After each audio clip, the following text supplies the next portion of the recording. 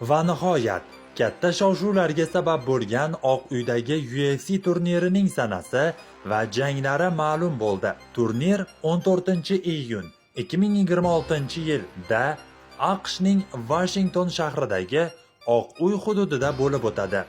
E'lon qilingan janglar Ilya Topuria hamda Justin Gaethje, Main Card, Alex Pereira, Ciryl Gane, Co-Main Event, Sean O'Malley, Ayman Zahabi, Michael Chandler, Mauricio Raffi, Bo Nickal, Kyle Daukaus, Diego Lopez, Steve Garcia. Ushbu 6 jang UFC Oq uyida o'tkazilishi rejalashtirilmoqda. Sizningcha ushbu kart katta shov-shuvlar bilan salkam 1 yil hayajonni kutishingizga arzidimi? Izohlarda fikr qoldiramiz.